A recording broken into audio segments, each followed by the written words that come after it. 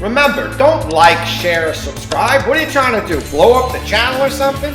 I got enough on my plate.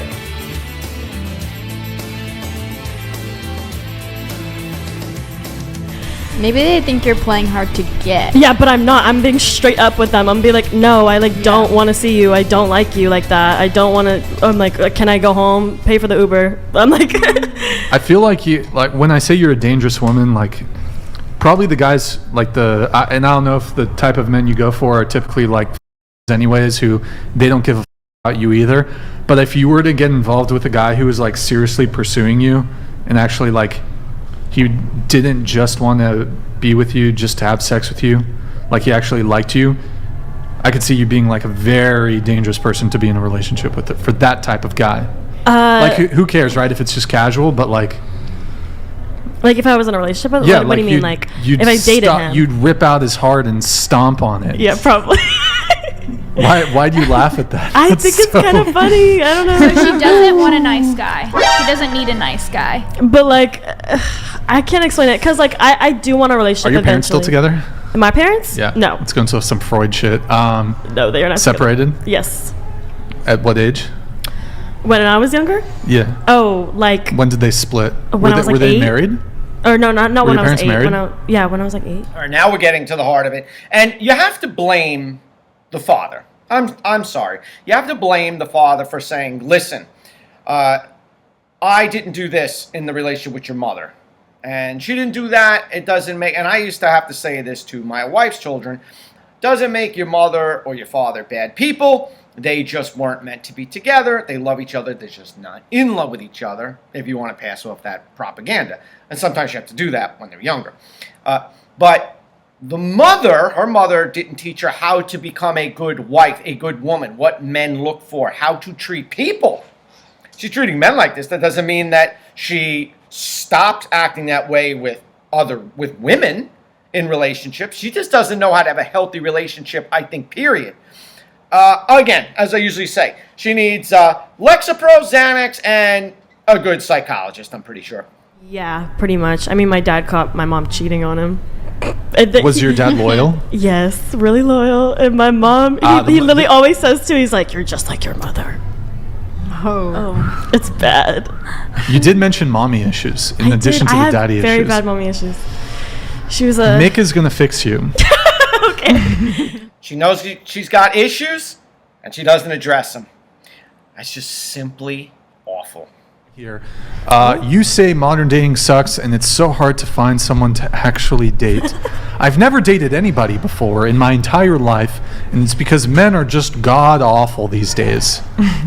Well, I don't want to say all men. I feel like it's the same for women, because like my brother says the same thing. He's like, women are awful, and I'm like, yeah, I feel like both equally are pretty freaking awful.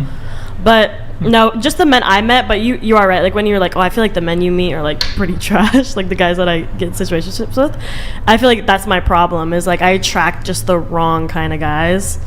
But also I feel like with me, if a nice guy meets me, I'm like what she was saying. She's like, oh, they're too boring. Like yeah, it's not like it's not giving a little spice, a little kick. What makes a guy boring?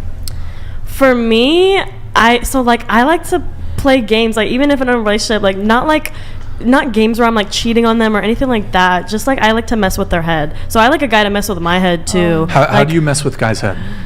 Like with the whole sex thing. What else? There's other stuff. I'll leave him on red. I'll like make like if I like a guy, I never even let him know. Like you like him to chase you. Yeah, I like him. I like the little chase. This is way beyond chasing. But I just like if I like a guy, like he will literally never know. I never text guys first, ever.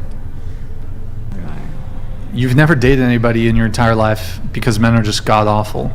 But given what you've said, could it be you who's god awful? I am toxic. I've had guys tell me that. I know I'm toxic, but so you are what you like.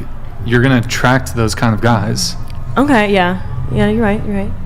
So, but how would I find? How am I gonna find a guy to get in a relationship with me? I'm like scared. I feel like that's not gonna happen. Well, you'll find someone. The thing is that there's a lot of simps out there who will tolerate bad behavior in women, who will tolerate toxicity because there's a lot of lonely men out there who don't get laid. And Raven DT donated $100. So literally the problem that we have here is that they're young, they're attractive women, and they don't feel the pang, the drumbeat of time right now. I guarantee at some point you wake up and you go, oh my God, I'm 40 years old. Oh my God, I'm 50.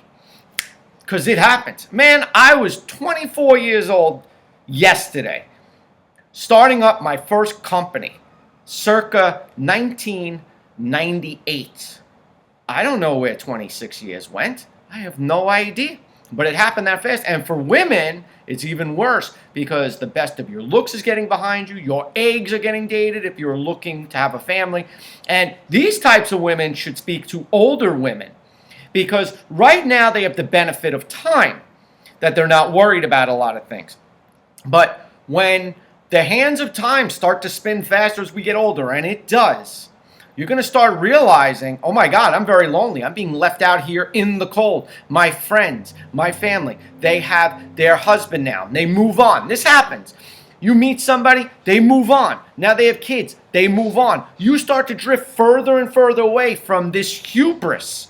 And you start to become very humble and very desperate because now you're the last one standing and there's no chairs to sit down.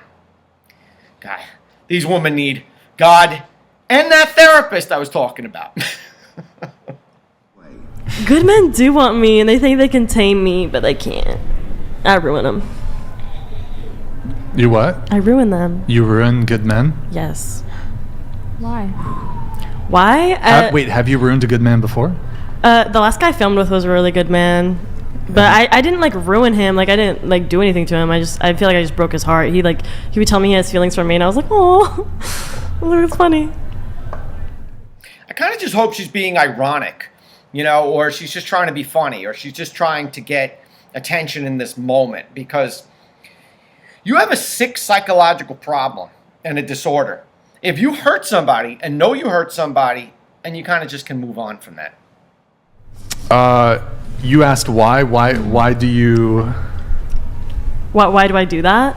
Yeah, I don't know. I feel like it's kind of a defense mechanism because I I'm very scared to be in a relationship because I've seen a lot of toxic relationships in my life. Pretty much every relationship I've had in my, or not for me, but like people I've seen in my life have been like in really toxic relationships, and I've seen it go really, really bad. Mm-hmm. And I'm just like, I don't want that to be me, like at all. And I'm just really scared of love. Like I really am. I like love it at the same time. Like I used to want to be in a relationship so bad and everything, and I would like try to like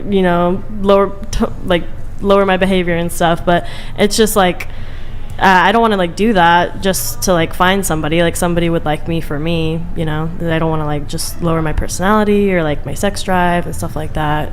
So, and this is the reason why I choose this podcast to discuss social psychology and dating, because man, she's fascinating as a case study.